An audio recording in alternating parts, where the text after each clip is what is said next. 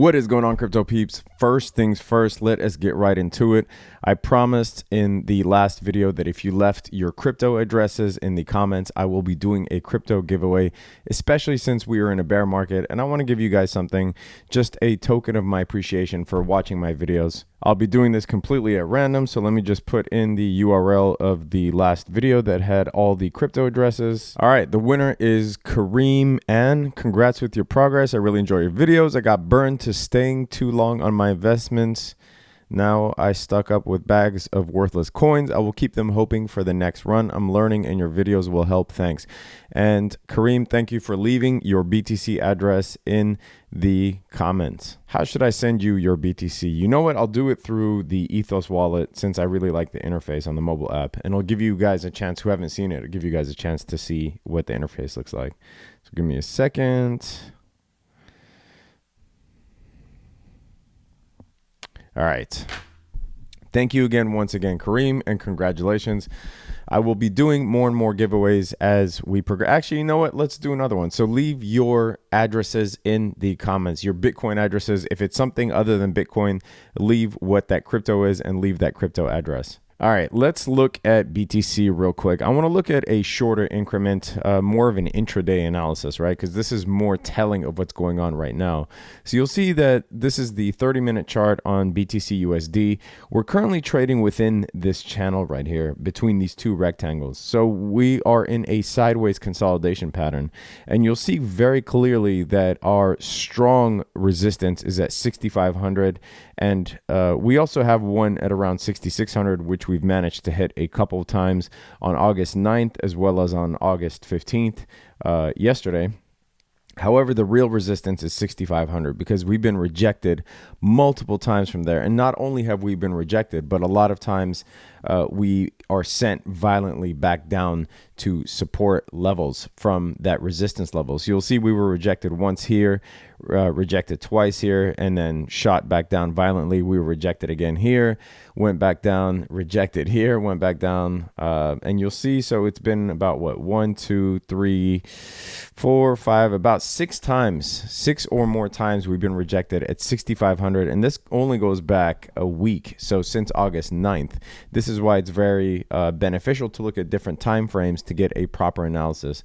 You'll see that we had this uptrend here marked by this T line. However, we have broken the support of this uptrend, obviously because we've been rejected at 6,600 and 6,500. And now we are back within this trading range. Actually, you could make a justification that that this is a bullish pennant, or a pennant. We have yet to see if it's bullish. It's just based on the current trend. We expect it to be bullish, but it obviously depends on volume. So you'll see here is the pennant, here is the flag of the pennant. But you know, we can't call it bullish until we see how it breaks out. It is just typically a bullish pattern in a regular market because the flagpole is trending upwards, and usually the pennant, the breakout from the pennant, we expect it to follow what the current trend is. However, obviously that's not always the case. And for me, it depends more on volume and momentum. Either way, pattern aside, I think that the really important thing to note here is the resistance level. So for me, I am actually not making any trades on BTC until we're able to cross the 6,600 mark with decent volume. If you want access to the trade alerts and you want to get alerted when I'm making a trade, every trade that I do for myself, I put in the trade alerts. Link is in the description. Sign up for the trade alerts. All right, the next one I want to take a look at is ETC. Now, ETC is really interesting because if you look at CoinMarketCap, Ethereum Classic is actually now the 11th ranked crypto by CoinMarketCap, and I expect it to drop or to go up into the top 10 eventually, especially with the momentum that Ethereum is losing and the momentum that Ethereum Classic is gaining. So I did a video, was it a couple days ago, about Ethereum and why it is losing momentum in the market. And some of you shot back with comments saying that I was wrongfully bearish on ETH. And here's the thing, guys. You can be bearish for a certain time frame, right? Like you can be currently bearish on a certain coin or currently bullish on a certain coin. It's not an indictment on the coin. Yes, currently I think there is bearish sentiment regarding Ethereum. That's not a controversial statement, right? It's because of the way Ethereum is set up. It doesn't mean that Ethereum doesn't have a chance to then blossom into what it once was. And again, in that video, if you go back and watch it, I wasn't making an indictment on Ethereum from a technical standpoint either. I think that smart contracts is something that's inevitable. Blockchain-based smart contracts are something that is inevitable in our future world, especially since most businesses transact between two or more parties. So yes, I think it is inevitable, but we're talking about trading and price and market sentiment here. And I do feel like the sentiment for Ethereum is bearish at the moment for the reasons that I pointed out. Go back and watch that video if you want to revisit that. Anyway, so looking at Ethereum Classic, this is priced against Bitcoin. Again, looking at an intraday chart, this is the 30-minute. You'll see that we are currently flagging. This is a bull flag right here.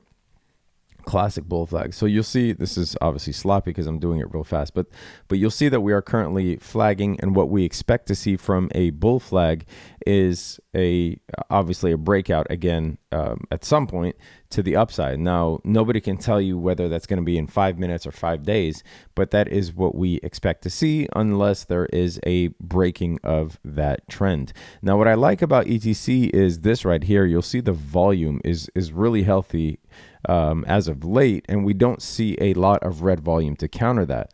So what I expect is because of that volume, right? Volume is one of the biggest tellers of whether a trend will persist or not, is we will see a breakout from that. Now, here's the great thing with established patterns on charts. You don't need to make any moves until the pattern is either confirmed or denied, right? If it fails and we see a breakout below, imagine that this pump is because ETC was announced on Coinbase Consumer yesterday. There was a tweet that went out that said that ETC will be available on Coinbase Consumer starting today.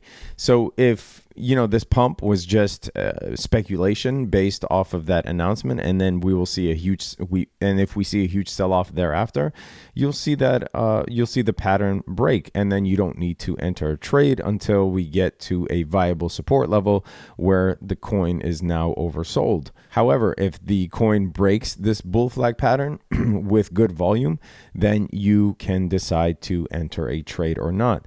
The good thing is that on Ethereum Classic priced against Bitcoin, we are extremely far away from all-time highs. All right, if you look at Ripple, there are a couple of news stories that came out. Ripple endorses preferred crypto exchanges for XRP payments. Announced Thursday, Bittrex, Bitso, and Coins.ph will now serve as Ripple's preferred digital asset exchanges as part of its efforts to build out the XRP ecosystem. And you'll see if you read further that Corey Johnson, Ripple's chief market strategist, said, so in the US, we're saying the gold standard, our official partner is Bittrex. So any bank can go to Bittrex and have guaranteed liquidity on the spot, trade their dollars for XRP, zip over to Mexico to Bitso, our preferred partner there, and convert to Mexican pesos. So this will provide XRP with higher levels of liquidity. And I'm glad that this news story is about XRP specifically and not Ripple, which, in the past we've seen news stories actually related to XCurrent and not XRP, which is a reason why XRP was struggling all of this year, really, to get past a certain hump. And traders were questioning, why isn't XRP blowing up? Because, there's all these news stories coming out. Well, I did a video on comparing the different Ripple products and how most of the news stories are actually tied to, the Ripple products that aren't XRP, XCurrent, and XVIA. Anyway, looking at Ripple's chart, you'll see that there is a divergence, a bullish divergence between the price and the RSI. You'll see here the price made a lower low, the RSI made a higher low, and this can also be seen slightly on the MACD. Ripple is currently trading on the lower band of the Bollinger Bands. This is on the 1-day chart, and it is well below the 50, 100, and 200-day EMAs. So there might be an opportunity for Ripple. Again, check the trade alerts if you want to get alerted for those. We are currently trading at prices that we haven't seen since December 2017, before the infamous or the famous bull rally. And if you take something like the fib retracement, you could see the levels that we are currently at. So if we take the bottom before the bull rally and we take the all-time high, I won't take the wicks for now, let's just do the bodies. You'll see that we're currently right below the 0.786 fib level, which is, you know, I mean, if this is a viable tradable product, this is considered the, you know, the dip. So if you are a long-term hodler, you can enter in positions such as these and hold without making much changes to your portfolio. Obviously, I always advocate to protect your portfolio. There are certain things such as stop limits, etc., that will help you stop the bleeding if and when we enter another crash.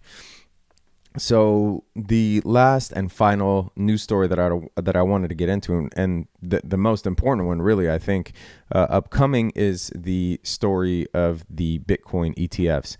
So I showed this a few videos ago that the SEC will actually decide on 9 Bitcoin ETFs. We always talk about the ETFs as a singular event, but there are actually 9 ETFs held by different exchanges, and the SEC has to decide on all of those. The next one upcoming is August 23rd. That is in exactly a week, and that is the ProShares ETF. Now, while I personally don't think that ETFs from a practical standpoint, not all ETFs should have an effect on the market, we have seen that they do. So we have to take that into account when looking at our technicals. Every single ETF decision, even if it's a decision on a decision, right? If they extend the ETF decision, that seems to rock the Bitcoin prices and in turn rock the crypto prices. It shouldn't have that effect in my opinion. If you know what an ETF actually is, you can look that up on your own, but they do. And so we have to take that into account, that ETFs are now part of the crypto trader psyche.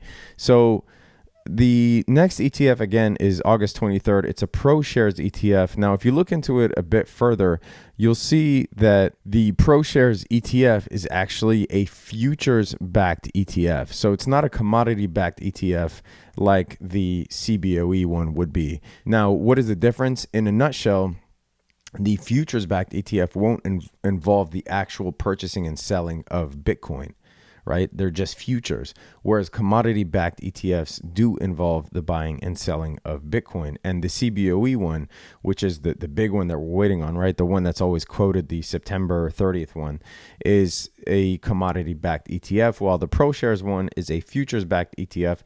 Nonetheless, I do think because of the tenuous position we are in and the state of the current bear market, any ETF will have an effect on price. So look out for August 23rd. If you do hold a heavy Bitcoin position, it is my suggestion, not financial advice, but this is what I would suggest for myself. It is my suggestion to protect your portfolio. Make sure you have stop limits in place. If they're based on the sentiment from traders and from the market, there isn't an expectation that this ETF will be approved. The SEC will take as long as it needs to in order to make a sound decision on ETFs, futures or commodity backed alike. So make sure you protect yourself. Again, I mean, no one is Nostradamus. They could, in a surprise decision, approve the ETF, and then we might see a surge as well. All I'm saying is make sure you protect yourself. Make sure you are aware of your portfolio, especially if you hold large amounts of BTC. That is it for this video. Go ahead and leave a comment. Leave your crypto addresses in the comment. I'll be doing more and more giveaways. Leave a thumbs up if you got anything out of the video. If you have any questions at all, hit me up on the Discord or in the comment section of the video. The Discord is 100% free. If you want access to those trade alerts, link is in the description. Sign up. If you want to see pictures and stories of my travels, follow me on Instagram. I was recently in San Francisco, which is why I haven't done a video in a couple of days. More on that San Francisco trip later. Subscribe if you haven't done so already. Hit that notification bell. Stay safe out there. Peace.